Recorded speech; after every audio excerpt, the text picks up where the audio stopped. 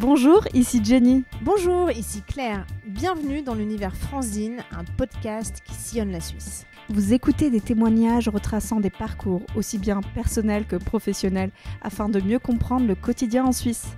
Notre engagement, proposer des partages enthousiasmants et inspirants et devenir votre média de proximité. À vos écoutes pour l'épisode de la semaine.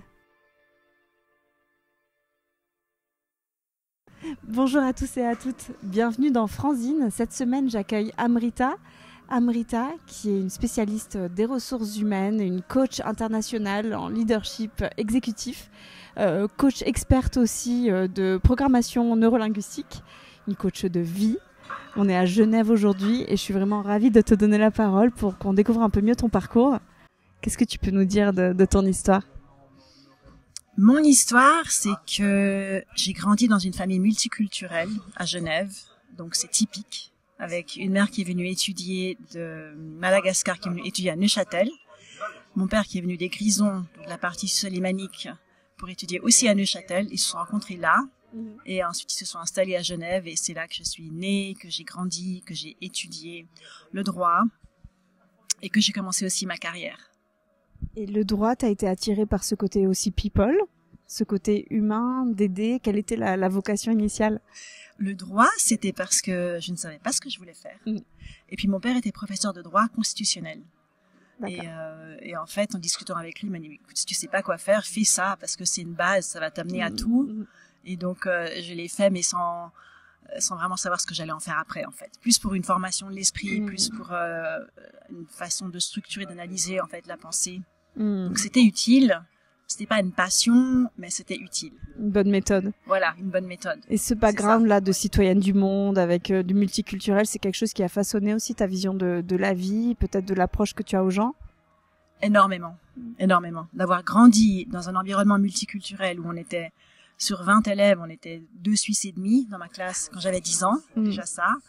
Et après, de baigner à Genève dans cette culture internationale, d'avoir voyagé énormément avec mes parents et aussi par la suite, j'ai toujours eu besoin de cette multiculturalité. Et en fait, c'est vrai qu'aujourd'hui, j'ai des clients qui parlent français, anglais ou italien, et j'adore ça. J'ai besoin de ça. Et quel a été le déclic qui t'a dit, j'ai cette formation, mais finalement, ce que je veux faire, c'est l'accompagnement des autres, que ce soit carrière, privée. Tu parles du coaching ou des ressources humaines ? En général, pour te tourner vers les ressources humaines, vers les gens. Oui, mais c'est ça. En fait, je me suis rendu compte en finissant mes études de droit et même après le stage d'avocat que j'adorais travailler avec les gens, mais pas dans un contexte conflictuel et que je préférais intervenir avant. Donc, quand j'ai commencé à travailler en agence de placement en 2002, j'ai adoré qu'on soit juste 4. Et que je puisse avoir ce contact très de proximité avec les gens et les aider à trouver des postes, créer la confiance avec des entreprises. Et c'est ça que j'ai aimé tout de suite. L'approche boutique, l'approche boutique, exactement.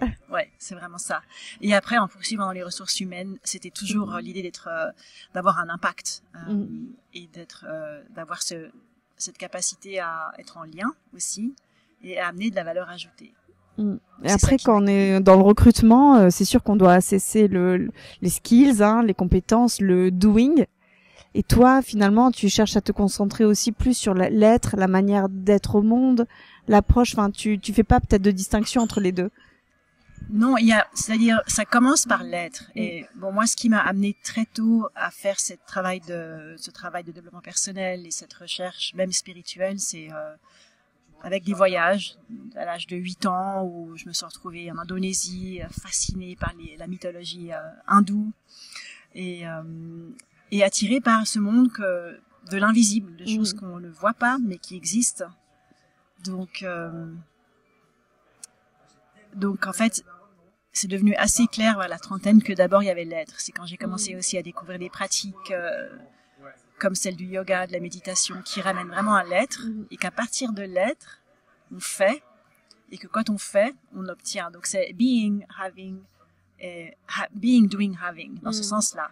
D'accord. Donc toute une philosophie finalement, on parle de lifestyle, de mode de vie, mais d'harmonisation.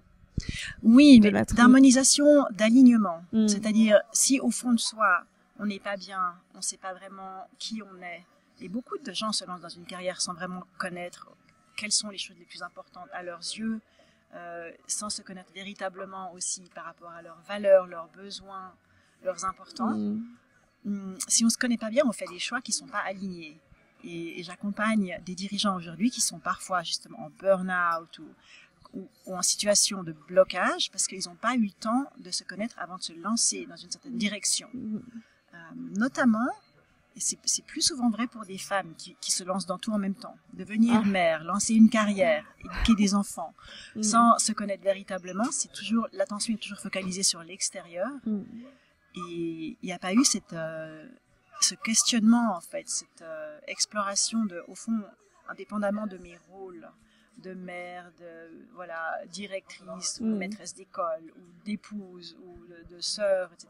Au fond, qui je suis. Et comment ça se passe, en fait? Est-ce qu'on a un effet waouh de dire, mais c'est vraiment ça que je dois faire?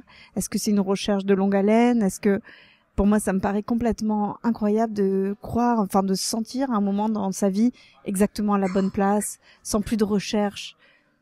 Enfin, voilà, si tu peux un petit peu C'est pas une ligne expliquer. droite. Ouais, peut-être pour certains, c'est une ligne droite. On connaît tous des gens qui se sont dit, je veux devenir médecin depuis tout petit, puis qui sont devenus médecins, par exemple. Ou des vocations comme ça. Mais autrement, je pense que c'est vraiment un travail de l'intérieur vers l'extérieur, from the inside out, et d'apprendre. C'est vraiment un parcours d'apprentissage, d'utiliser chaque expérience, et surtout celles qui sont difficiles, pour se dire, au fond, qu'est-ce que je veux plus? Et une des composantes, à mon avis, les 3 composantes principales pour l'épanouissement au travail, c'est de trouver déjà que le contenu du travail soit en adéquation avec ses talents, avec ses qualités, avec ce pourquoi on est bon, donc le contenu du travail. Ensuite, c'est l'environnement. Il faut que l'environnement soit sain, super important aussi. C'est-à-dire, l'environnement, c'est avec qui on travaille, que ce soit en horizontal ou en vertical. C'est aussi l'ambiance, le climat de travail qui compte énormément, le sens de l'organisation, le sens du travail. Et puis après, la 3e composante, c'est vraiment tout ce qui est rémunération et la partie plus financière. Mais ces 3 composantes-là, à mon avis, sont indispensables. Il faut qu'elles soient équilibrées pour qu'on soit épanoui au travail. Donc toi, vraiment, tu es parti de cas pratiques, pragmatiques, puisque quand on fait de l'executive search, du RH en général, on voit vraiment les cas en entreprise, on voit, tu sais, voilà, tout le contexte. Et puis tu t'es formé au coaching, au NLP, t'as dans ce sens finalement pour être plus dans la finesse, dans l'assessment.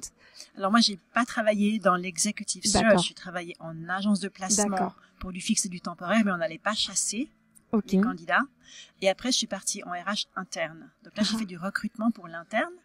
Et puis j'ai fait tout ce qui est développement des talents, gestion des talents, gestion des formations également, et puis quelques aspects justement sur les processus RH.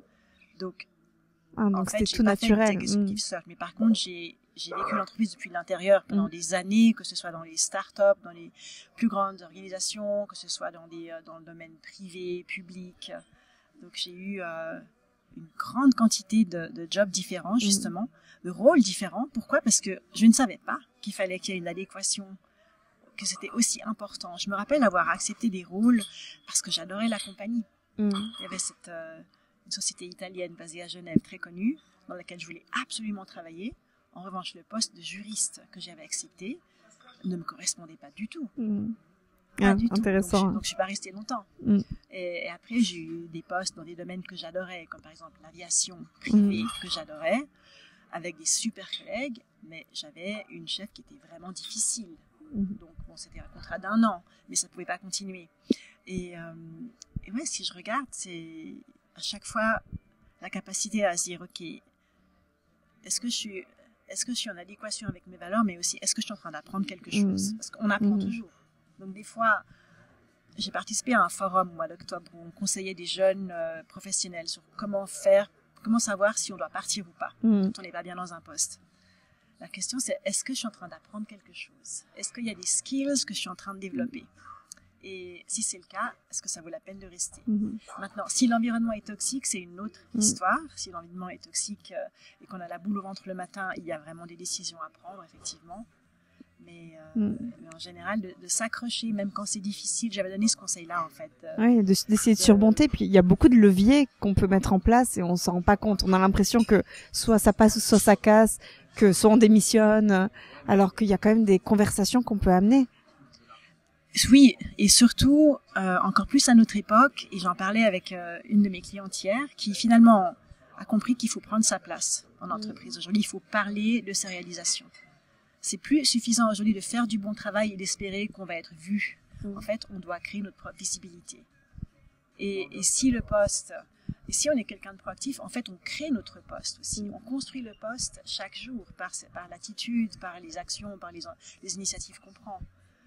Et ça, je l'ai fait beaucoup. C'est vrai que souvent, je suis entrée dans des rôles où tout d'un coup, on m'a donné plus de responsabilités parce que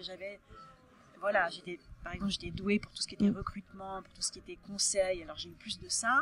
J'ai eu moins de ce qui était administratif parce que c'était pas mon truc. Je n'étais pas non plus très, très bonne, on va dire. Mais on crée son rôle. On crée son rôle. Donc, tu conseilles parce que parfois, on essaie d'être plus invisible, de se former à l'entreprise, tu vois, pour être bien intégré. Alors, s'intégrer, c'est une chose. Mais après, oser être fier, oser vraiment se valoriser, c'est super important.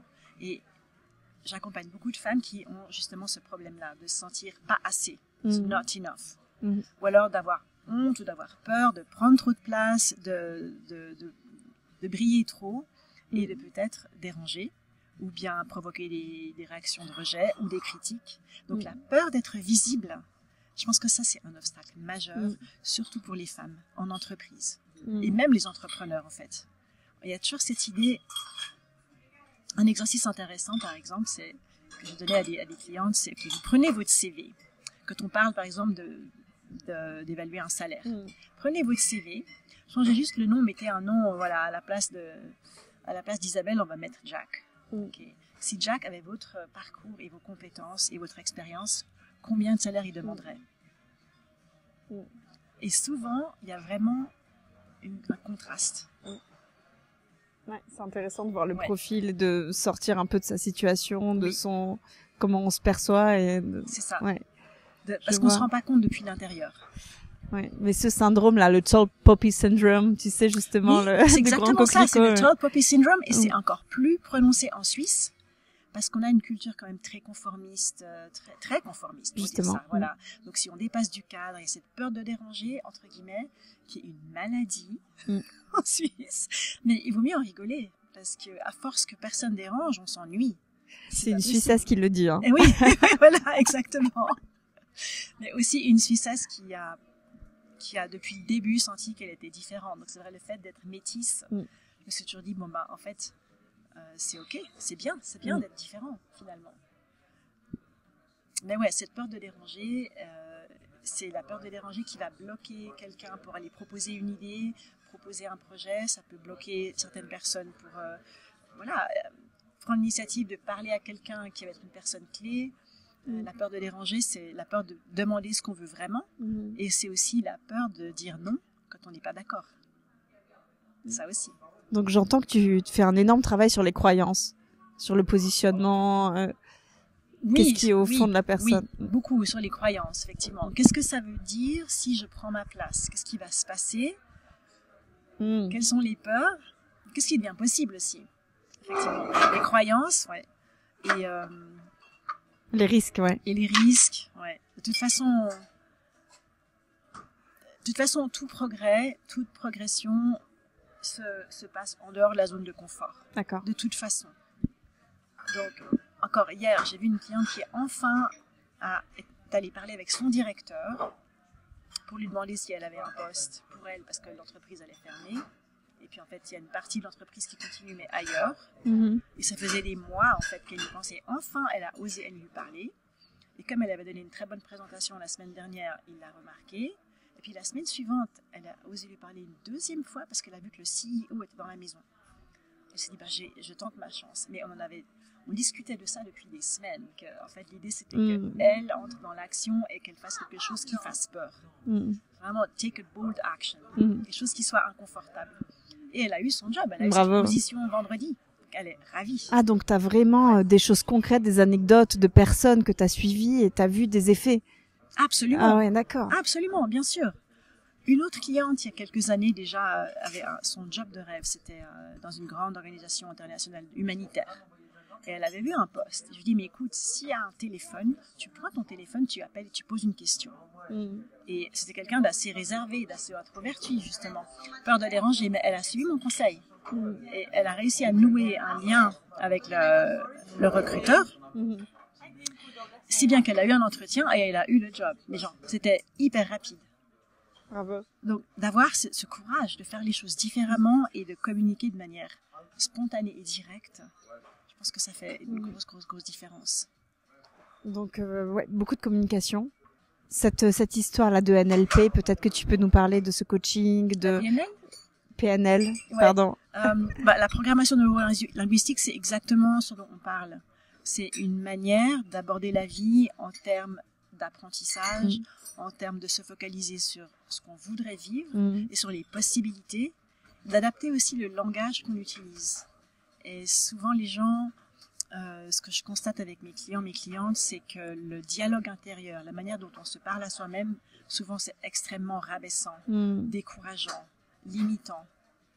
Donc en PNL, on travaille aussi là-dessus, sur prendre conscience de ce dialogue intérieur, changer les mots qu'on utilise et changer en fait la perspective pour ouvrir le champ des possibles. Donc vraiment, il te faut énormément confiance. Si tu arrives à entendre les mots qui se disent à eux-mêmes, ils te parlent comme à un miroir. Comment tu arrives à établir cette relation-là? On entend. Encore hier soir, une cliente me disait « I'm so stupid, I'm so stupid ». C'est spontané. C'est spontané dans une conversation. Et forcément, tu as dit quelque chose d'important, Jenny, c'est que la confiance, le lien de confiance qui se crée, que je construis avec mes clients est énorme. Et c'est le même lien de confiance que j'ai avec ma propre coach, par exemple, où une des questions que je me pose depuis le début, en fait, c'est souvent, je me dis avant une séance, ok, qu'est-ce que je n'oserais pas lui dire, mais qui en fait est important. Et quand on a la confiance qu'on peut tout dire, on peut se montrer exactement comme on est à une personne, ça change, ça permet une acceptation. Donc en fait, pour moi, la posture que j'ai avec mes clients, c'est vraiment, il n'y a pas de jugement, et il n'y a rien qui puisse dire ou faire qui va m'enlever l'appréciation, l'estime que j'ai pour eux et le respect. Il n'y a pas de... Voilà. Oui, et puis j'imagine qu'il n'y a pas une recette. Chacun doit un petit peu designer, mettre ses ingrédients pour y arriver. Pour arriver où? Pour arriver à mieux s'assumer, mieux communiquer, avancer aussi dans sa carrière, trouver ses stratégies. Oui, il n'y a pas... c'est pas un one fit for all. Chacun a son chemin, vraiment. Chacun a son chemin. Mais par contre, les personnes qui se donnent les moyens de se transformer ou de transformer leur vie vont plus vite. Donc, le coaching, c'est un accélérateur de changement dans ce sens-là. Mais il n'y a pas une ligne droite, effectivement. Ouais. Est-ce que tu as aussi des candidats ou des personnes que tu accompagnes qui doivent justement travailler sur autre chose, sur plus d'humilité, sur le fait d'être plus modéré? Est-ce que tu as l'effet inverse? Parce qu'évidemment, il vaut mieux aider les gens à s'épanouir, à briller. Enfin, j'imagine que c'est plus fréquent. Mais est-ce que tu as l'autre cas de figure? Absolument. Absolument. Le leadership, c'est vraiment la connaissance de soi, donc d'avoir conscience de comment le message est perçu. Et si quelqu'un effectivement est perçu comme arrogant ou sème la crainte dans ses équipes, par exemple, ou bien se montre arrogant lors des entretiens, ça c'est déjà arrivé aussi, on travaille là-dessus. Ouais. Absolument. On sait que ça peut cacher des choses aussi, hein, des insécurités, c'est culturel. Oui, souvent ça peut être ça, mais quelqu'un qui gère une équipe et qui a un caractère plutôt... Je sais pas si tu connais les tests de personnalité, les tests psychométriques par exemple, avec les couleurs, DISC ou bien Insight. Quelqu'un qui a beaucoup de rouge, par exemple, aura tendance à parler de manière très directive et très droit au but et peut-être sèche. Et ça, pour certaines autres couleurs, ça peut être perçu comme un manque d'égard, un manque d'attention, ça peut être perçu comme quelqu'un qui a pas de considération pour les autres. Donc oui, en fait, j'aide absolument mes clients à adapter leur style de communication, leur capacité à calibrer la personne avec laquelle ils parlent pour comprendre est-ce que le message est passé comme je voulais qu'il passe. Parce que, en fait, en PNL, on pense que le sens du message est dans la réponse qu'on reçoit. Ça veut dire que si je dis quelque chose de manière que je pense neutre, mais que la personne se fâche, il y a quelque chose que j'ai pas contrôlé dans mon message. Donc il y a le contenant, la forme doit être adaptée, améliorée. Et qu'est-ce que tu penses de la spontanéité en communication? Le fait d'être très transparent, très spontané, est-ce que tu penses que c'est une forme de leadership aussi qui peut fonctionner? Ça dépend du contexte. Bon, en général, ça dépend du contexte. Être spontané, être transparent, c'est positif. Maintenant, être spontané dans certains contextes plus formels, c'est pas forcément adapté. Donc, l'idée, c'est d'adapter la communication au contexte et à la personne. Ouais, je vois tout à fait. Et est-ce que tu fais aussi du coaching d'équipe? Oui, absolument. Ouais. Oui, j'accompagne aussi des groupes et des équipes à changer leur culture, améliorer leur communication, ou bien renforcer leur leadership, ou bien définir quels sont les comportements qu'ils veulent en fait transmettre à leurs équipes également, quelles sont les mentalités, le mindset qu'ils veulent communiquer. Moi, j'ai souvent le cas de figure d'un changement de CEO ou alors d'une acquisition par un plus gros groupe, des choses comme ça. Et évidemment, on envoie de l'étranger un CEO. Oui. Alors là, en Suisse, c'est très compliqué. Oui. Disons, alors j'aide beaucoup les nouveaux CEO, justement, les personnes à prendre les fonctions dirigeantes et à prendre leur place, décoder l'environnement, créer des liens de confiance et établir en fait une connexion et un lien avec ce nouvel environnement. Pour des groupes, effectivement, à chaque fois qu'il y a ce genre de changement de structure, ça crée énormément de peur. Donc ce que je vois, c'est le besoin pour certains, soit d'être rassurés, soit d'aller chercher justement ce sens de sécurité à l'intérieur. Aujourd'hui, on ne peut pas chercher la sécurité dans un rôle externe ou dans une certaine posture, parce que tout change tout le temps. Donc, s'adapter au changement, c'est indispensable dans le sens de faire appel à nos ressources internes et utiliser cette capacité à apprendre, à analyser une situation avant d'entrer en réaction. Tout ce qui fait la résilience, d'utiliser une situation difficile pour grandir, au lieu de se sentir victime, de se dire mais en fait, comment je peux utiliser la situation à mon avantage? Super important. Est-ce que tu vois aussi une question générationnelle en termes d'attachement au travail, à la valeur travail? C'était un statut social longtemps. Oui. Est-ce que tu vois... C'est toujours. Mais ça dépend des générations. Je pense en effet que la génération de nos parents qui avaient voire 2 employeurs ont une relation au travail complètement différente. Je pense que les millénials, comme toi par exemple, non? C'est déjà plus normal de changer de structure, d'explorer, d'avoir différentes expériences, et puis de se rendre compte que la vie ne se limite pas au travail, que l'épanouissement passe par plein d'autres domaines. Donc, je pense qu'il y a plus d'exigences aussi aujourd'hui par rapport au travail. Je pense que justement, les plus jeunes générations, Gen Z, etc., ils ont beaucoup plus d'attentes d'épanouissement, de réalisation de soi et de liberté au travail, par exemple. Absolument. Pour ma part, le fait que j'ai changé aussi souvent de travail et que c'était pas du tout en phase avec les gens de ma génération, moi, je pense que j'étais une Gen Z en avance. À mon avis, ça doit être ça. Parce que je suis passée, c'est vrai, de posture d'employé à entrepreneur, de nouveau employé, entrepreneur. Enfin, j'ai souvent navigué, exploré différents styles de vie, différents styles de format. Après, je vais te donner mon ressenti. Parce que vraiment, je trouve que tu es quelqu'un qui a un rayonnement qui calme énormément. Par ta posture, ta manière de parler, avec une vraie intensité dans l'échange, parce qu'on s'est aussi parlé avant cette interview, qui va aussi droit au but, qui écoute énormément. Je me demandais comment tu avais formé cette intelligence émotionnelle et ton positionnement en tant que coach. En étudiant, alors avec les formations de PNL que j'ai fait, que je continue de faire, les formations de coaching que je continue de faire, mais aussi en pratiquant. Beaucoup en pratiquant. Vraiment ça. Et en pratiquant aussi l'écoute de soi.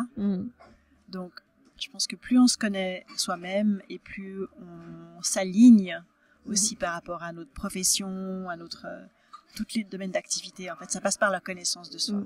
Absolument. Et toi, j'imagine aussi que tu as des clients qui ont des rôles globaux, qui doivent avoir un leadership pas seulement pour la Suisse, aussi dans d'autres endroits. Est-ce que ça, c'est un accompagnement que tu fais aussi sur l'interculturel? C'est un accompagnement que je fais aussi, et notamment dans le cas de dirigeants qui voyagent beaucoup parce qu'ils ont des rôles globaux. Donc il y a une adaptation à faire au niveau de la communication, parce qu'évidemment, c'est pas les mêmes attentes au niveau de la communication si on travaille avec des Asiatiques, ou si on travaille avec des Russes, ou si on travaille avec des Italiens, ou évidemment. Donc il y a cette intelligence culturelle qui est hyper importante, super importante. Mais ouais, pour ces personnes qui ont des rôles globaux, souvent le défi, c'est en fait l'équilibre entre leurs propres besoins de repos, d'avoir une vie équilibrée, de prendre soin de leur corps, de leur famille aussi, et puis les exigences au niveau professionnel. Souvent, c'est ça le défi. Le fait de voyager tout le temps, d'être jamais être à la maison, de pas avoir du temps pour une routine. Notre système nerveux a besoin de régularité. C'est essentiel.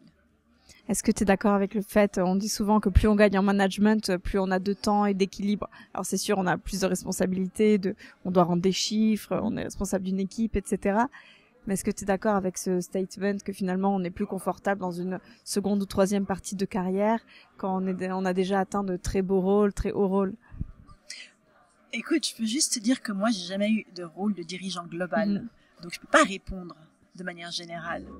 Mais je crois que la gestion du temps ne dépend pas du rôle qu'on a, elle dépend de la capacité qu'on a à mettre des limites et à dire non. Et ça, c'est quelque chose, souvent quand on me demande, voilà, j'ai pas le temps, problème de gestion du temps, il s'agit pas de problème de temps, il s'agit de problème de priorité. Et surtout de la capacité à gérer sa disponibilité pour les autres et garder du temps pour pour son propre équilibre, mais aussi pour des plages de réflexion, des plages où on doit créer des projets, des plages d'intégration. Donc, ouais, la gestion du temps, c'est vraiment la gestion de sa relation à soi et aux autres. Ouais, d'ailleurs, je pense que c'est plus intéressant de l'aborder comme ça aussi envers son manager, plutôt que de dire je n'ai plus le temps, ce qui donne un feedback de problèmes d'organisation, de problèmes finalement tu remplis pas tes tâches. Ça peut poser une question. Il vaut mieux aborder sur le fait de priorité. Des priorités, exactement. Par exemple, si je vois un calendrier, mettons que j'ai accompagné des clientes au comité olympique. Je leur dis montrez-moi votre calendrier. Et en fait, elles avaient un calendrier. Une avait un calendrier avec des doubles meetings toute la journée pratiquement, non-stop. Donc, on a passé en revue chaque meeting et j'ai posé la question qu'est-ce que c'est que ce meeting? Pourquoi vous devez être là? Est-ce que ça fait partie de vos priorités et de ce qui est vraiment le plus important pour vous maintenant? Si c'est pas le cas, pourquoi est-ce que vous êtes là? Est-ce que dans votre calendrier, comment est-ce que votre calendrier reflète aussi vos priorités? Ou est-ce que vous avez pris du temps pour déjeuner? Est-ce que quand les gens voient votre calendrier, quel genre de message ça donne? Et puis, est-ce que votre calendrier reflète vraiment les choses importantes pour vous dans votre style de vie? Est-ce que c'est gérable à long terme? Et la réponse, souvent le résultat, c'était l'élimination des meetings inutiles, la transformation d'un meeting en un email ou la délégation. Non, mais ça paraît simple comme ça, mais pour elle, c'était un énorme pas de se dire ah non, mais je suis pas indispensable. Ça permet d'avoir aussi du travail plus profond. Mais bon, il y a une adrénaline dans les meetings quand on a des journées de meetings les uns après les autres. On donne beaucoup d'énergie, effectivement, mais ça dépend. Il y a aussi des meetings où les gens n'écoutent pas. Et là, on peut parler de l'écoute. Quand on est, un meeting sur Zoom, où on peut pas vraiment savoir si la personne écoute ou si elle est en train de dire quelque chose d'autre, etc., c'est une grosse perte de temps. Je vois ce que tu veux dire. Les meetings, c'est vraiment une des plus grandes causes de perte de temps. Et toi, alors, cette question du bien-être, de l'équilibre, t'as parlé de yoga en introduction, de la relation au corps, vraiment de se mettre du temps aussi pour soit un sport, soit une méditation. C'est vraiment quelque chose pour lequel tu milites. Non, je milite pas, je pratique. Par exemple. Ça doit faire depuis un petit peu avant ma trentaine quand j'ai découvert le yoga et le fait que ça pouvait m'amener dans un espace où il n'y avait plus besoin de rien changer. Je me disais, là, je peux être exactement comme je suis, maintenant. Ça, c'était relaxant. Et ça peut être le yoga, ça peut être autre chose, mais on a tous besoin d'un moment où on se retrouve avec soi-même. Ça peut être une marche dans la nature, pour certains ça peut être de peindre ou d'aller chanter, mais d'avoir cette connexion avec, comment on dit ça un peu, le cerveau droit, la partie droite du cerveau qui est plus liée à la créativité, à l'émotionnel, au non linéaire. Ça, c'est essentiel. Et d'avoir cette capacité à se recentrer aussi, et à intégrer, digérer, faire le tri de ce qu'on vit intérieurement. C'est essentiel. Alors pour certains, ils le font différemment. Pour moi, ça passe par le mouvement. Ça passe par bouger le corps, et j'ai toujours eu ça, en fait, cette passion pour le mouvement. Même si c'est une demi-heure de marche, c'est une demi-heure de marche en nature qui est essentielle. Et ça, c'est quotidien pour toi. Alors pour moi, ce qui est quotidien, c'est d'avoir une pratique de mouvement quotidienne et d'avoir un moment de méditation quotidien. Après, ça peut être aussi du journaling. Ça peut être il y a différentes formes, mais d'avoir ce moment de présence à soi-même, c'est essentiel. Pour moi, en tout cas. Ouais, et puis c'est comme aller voir un médecin, on a envie qu'il soit aussi en bonne santé pour qu'il nous reflète. Quand tu reçois des gens stressés, tu les apaises, en fait. Exactement. Et puis si moi, je prends soin de moi pour être at my best chaque jour, j'ai beaucoup plus à donner, en fait, à mes clients, mais aussi à ma famille, à mes amis. Donc, mais dans mon métier, c'est aussi courant d'avoir tendance à s'oublier, à se mettre en deuxième plan, à pas prendre soin de soi. Et je trouve que pour être cohérent en tant que coach, c'est une conscience qui est indispensable à avoir. De dire, OK, je suis mon premier client. C'est super important. Absolument.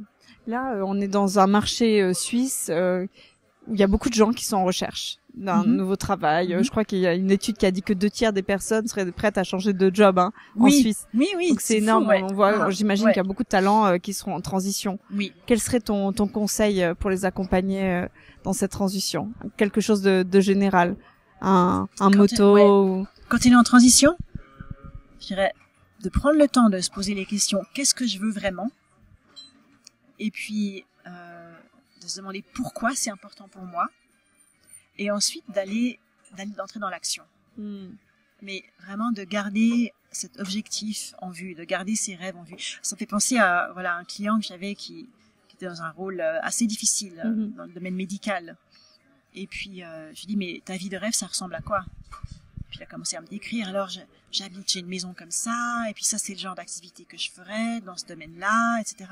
Et dans cette ville-là. Et en fait, ce qui se passe, c'est que maintenant, ça fait pratiquement 6 mois qu'on travaille ensemble, cette personne, il est en train de réaliser ça. Il est en train de recevoir une offre d'emploi dans la ville de ses rêves, dans le domaine exactement dans lequel il voulait travailler, de dégager du temps pour sa vie privée, etc. Donc, ce qui semblait un rêve lointain, en fait, c'est une réalité qui commence à prendre forme. Par les actions, par la manifestation, la clarté du but. Oui, par la réflexion, par la clarté. La clarté, c'est un mot-clé. Avoir de la clarté sur ce qu'on veut et pourquoi on le veut. Avoir de la clarté sur ce qu'on apporte aussi en tant que talent. Super important d'être au clair. Quelles sont mes forces? Quelle est mon expérience? De quoi j'ai besoin pour m'épanouir aussi? Et après, d'être dans l'action et pas juste d'être passif. Super important aussi. Quelle bonne question tu poses, c'est génial. Merci, bravo. Merci aussi de t'être prêtée à ce jeu de manière aussi spontanée. Merci pour ces partages. Je pense qu'on peut te contacter sur LinkedIn si on veut poursuivre la conversation. Oui, on peut me contacter sur LinkedIn, absolument. J'ai aussi un site internet amritaaware.com. Très bien. Et puis d'ailleurs qui sera renouvelé tout nouveau dans 2 semaines. Ok. Et quoi d'autre? Ouais, c'est tout. D'accord, donc n'hésitez pas parce que justement moi j'essaie de créer des rencontres à travers la Suisse pour que vous puissiez après poursuivre les échanges, trouver les partenaires, les gens avec qui vous souhaitez travailler, sentir un petit peu les ondes et les valeurs communes. Donc là je pense que tu nous en as donné pas mal. On a aussi des exemples de personnes vraiment très concrètement que t'as aidé. Donc écoute, nous on continuera nos échanges après cela. Merci en tout cas énormément, Jenny, parce que parler de ma passion, c'est vraiment un cadeau. C'est quelque chose qui m'anime profondément et les questions que tu as posées étaient vraiment pertinentes. Donc, je te remercie. Merci beaucoup à toi. C'est un plaisir. Au revoir et merci à tous. Au revoir. Merci pour votre écoute et surtout n'hésitez pas à poursuivre les échanges à travers les différentes plateformes. On vous invite également à repartager largement tout ce que l'on fait avec Franzine, à vous abonner, liker, laisser des étoiles pour ne rien manquer des prochains épisodes. De nos rencontres à vos oreilles, Franzine, votre média suisse. Alles Gute! Tout de bon!